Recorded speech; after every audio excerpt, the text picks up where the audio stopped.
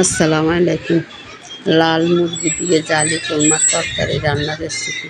এই জায়গায় কিছু লাল মুরগি লইলাম, জালি কোরমা একটা, আর লইলাম কিছু আলু। এরপরে লাগবে এই জায়গায় পেঁয়াজ দিয়ে দিলাম, পাতিল বসাই একটা পাতিলের মধ্যে পরিমাণ মতো তেল আর তেজপাতা আর পেঁয়াজগুলা দিয়ে দিলাম, দিয়ে এগুলারে ভাজি নিয়ে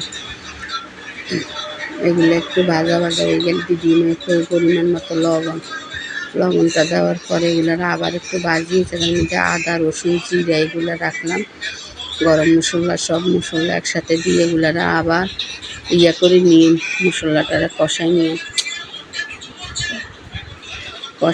কষানিটা হয়ে গেলে কিনা একটু মশলা লাগছে পরে দিছি। এরপরে দিয়ে দিলাম হলুদের গুঁড়া চামচ, ছোটো তো এলাই 4 চামচের মতো দিচ্ছি, বড় চামচ হইলে 2 চামচে যথেষ্ট হইতো।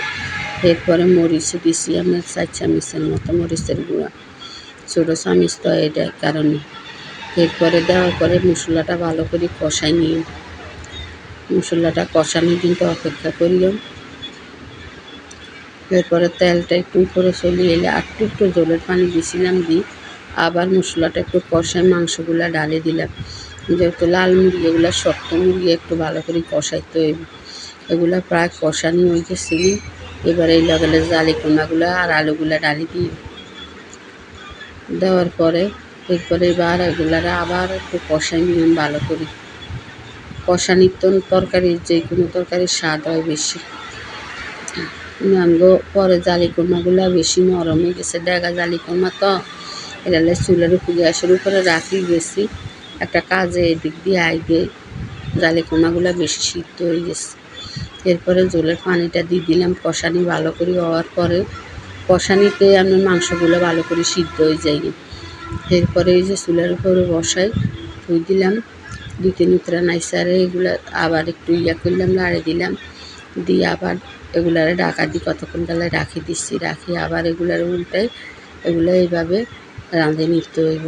যদি আমার কাছে রেসিপিটা ভালো লাগে তাহলে একটা লাইক কমেন্ট শেয়ার সাবস্ক্রাইব করে দিয়েন। আসসালামু আলাইকুম।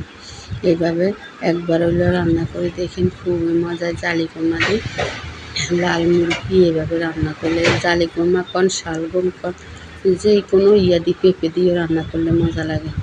এভাবে একবার হইলে লাউ দিয়ে করতে পারেন, অনেকে আছে মূলা দিয়ে এভাবে রান্না করতে পারেন, খুবই মজা হয়।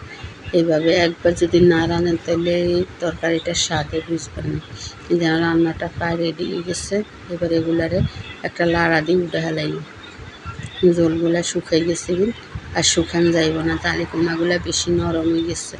এই তরকারিটা রেডি, এবার উঠে হেলাইলাম।